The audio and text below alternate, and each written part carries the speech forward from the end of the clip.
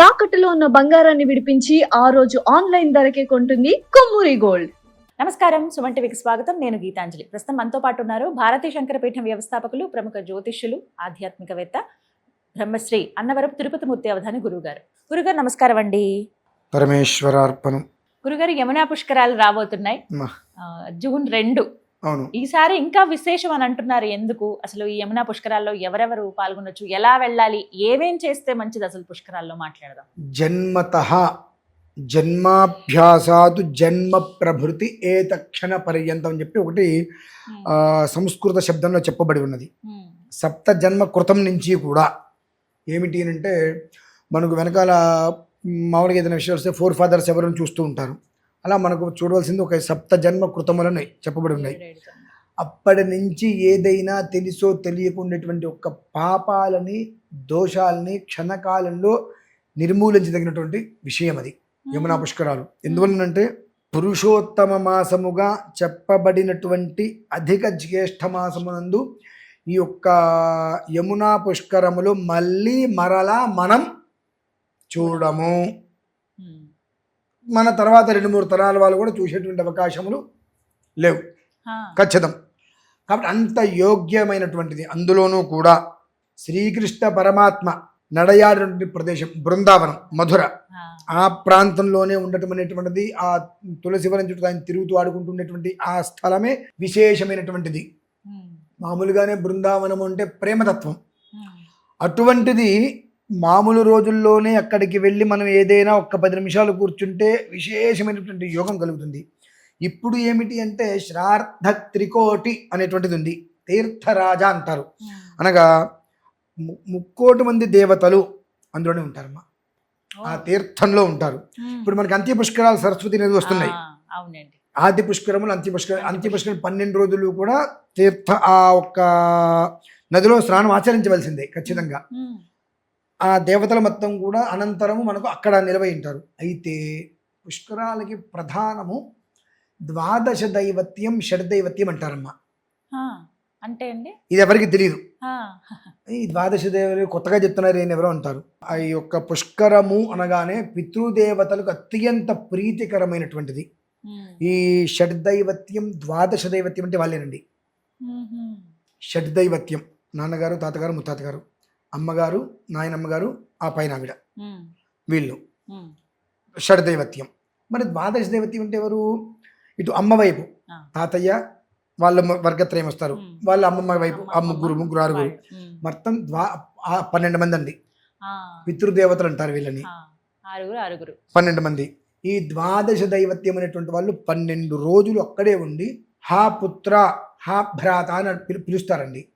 ఏమిటి అంటే 12 మాసాలు అంటే 3 మాసాలు పురుషుడి యొక్క శిరస్సులో ఉండేటువంటి బీజం స్త్రీ గర్భంలోకి వెళ్ళి 9 మాసాలు ఉంటుంది. వెరసి 12 మాసాలు ఈ రకంగా నిన్ను బయటికి, అంటే బయట ప్రపంచం గురించి నీకు తెలియకుండా అంతర్భాగంగా గర్భము లోపల నిన్ను మోసి ఉన్నాము.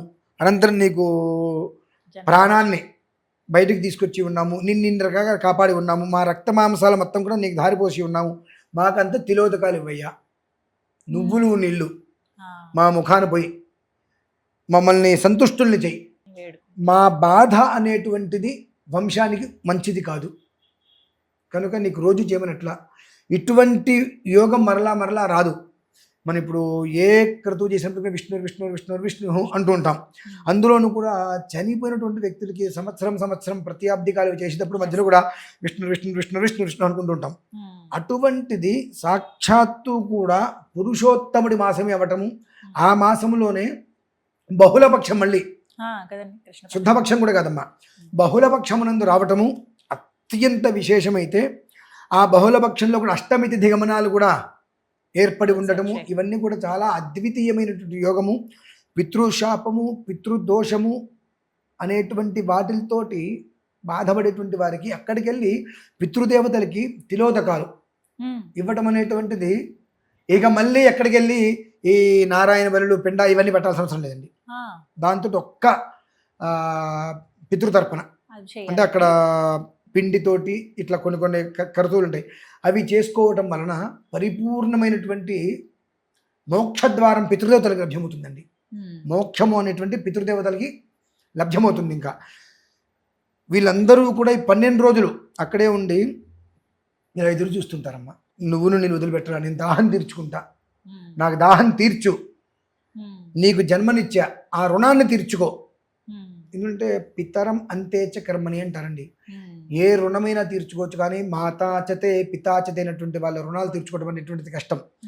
ఆ భగవంతుడు ఏదో ఒక రీతిలో రుణగ్రస్తుల్ని, అంటే రుణగ్రస్తులందరినీ రుణ విముక్తుల్ని చేయాలి అనేటువంటి సంకల్పం కలిగినప్పుడు ప్రకృతి అంతయు కూడా ప్రకోపం లేకుండా, వికృతి కాకుండా ప్రశాంతంగా ఉండాలి అనేటువంటి స్థితిగమనంలో విశేషంగా వచ్చేటువంటి ఒక నైమిత్తిక దినములు అంటారు వీటిని. ఆ దినముల్ని మనం చేసుకోవాల్సింది భగవంతుడికి ఒక ఆరాధన చేసుకుంటే, బట్ పితృ ఆరాధన చాలా విశేషం. ఎందువల్లంటే పితృదేవతల్ని స్మరించకపోతే భగవంతుడు కూడా నీ ఇంట్లో అడుగు పెట్టడు. అది శ్మశానంతో సమానం, ఒక మాటగా చెప్పాలంటే.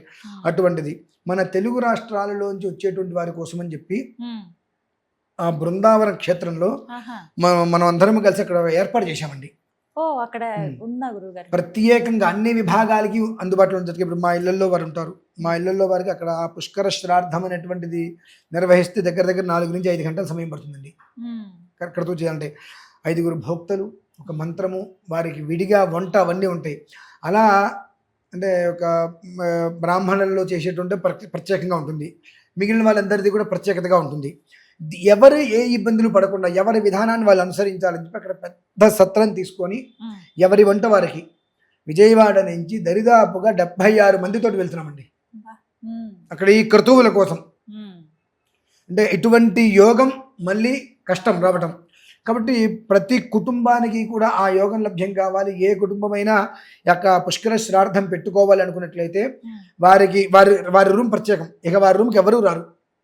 5 బ్రాహ్మణులు భోజన భోక్తలుగా, ఒక మంత్రము, 2 వంటవాళ్ళు, వాళ్ళ స్టవ్, వాళ్ళ పొయ్యి, 4 రకాల పదార్థాలు, వాళ్ళ కూరలు అన్నీ వేరు.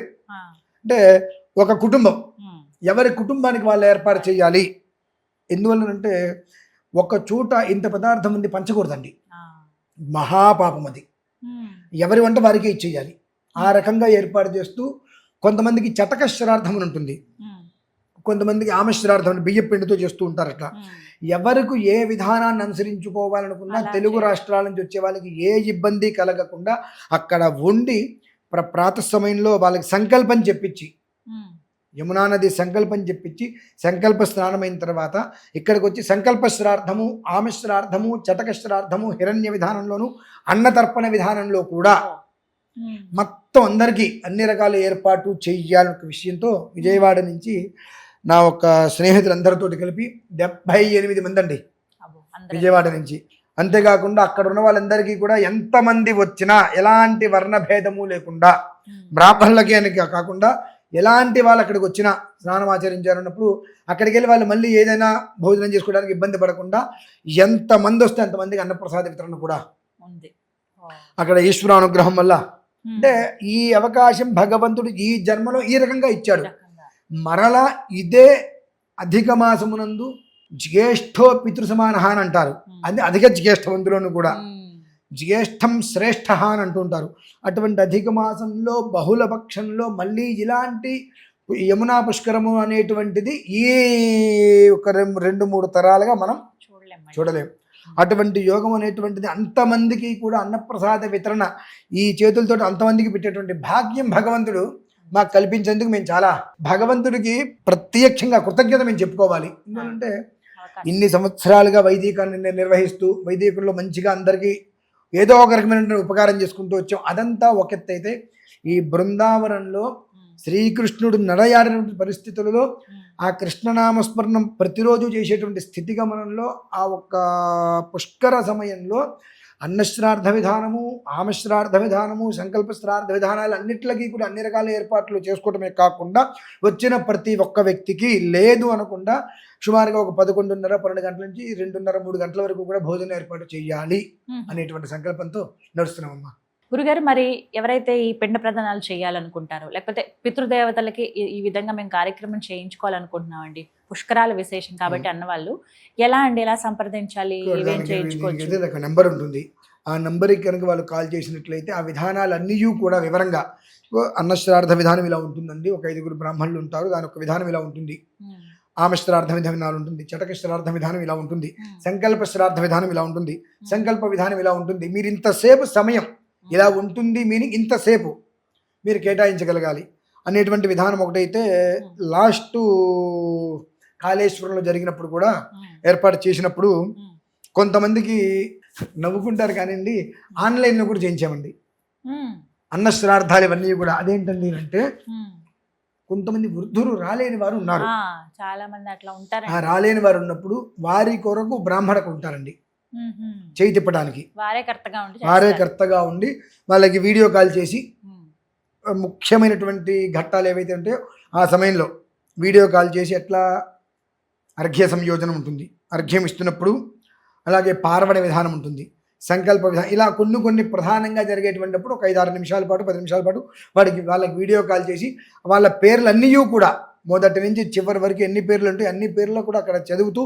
వాళ్ళకి వినిపించి కనిపించేటట్టుగా అది లాస్ట్ ఇయర్ కూడా చేయడం జరిగింది. ఆన్లైన్ అంటే ఏమిటంటే ఇదే, వాళ్ళ పేరు మీద ఇక్కడ నిర్వహించటం. ఇప్పుడు మగపిల్లలు ఉండరండి, అందరూ ఆడపిల్లలే, వారు ఇలా కాల్ చేసి చేయించొచ్చా? అదే వృద్ధాప్యం కావచ్చు, లేదంటే కనుక కేవలం స్త్రీ సంతానమే, పురుషులు లేరు అన్నప్పుడు వారికి అక్కడ ఒక బ్రాహ్మడు చేయి తిప్పి వారి దీని మీద అంటే యజమానస్య పితుహనో అక్కడ ఎవరైతే ఉన్నారో వారికి అనుసంధాన రీతిలో ఆ సంకల్పం చెబుతూ కార్యక్రమాన్ని కూడా చేసే విధముగా.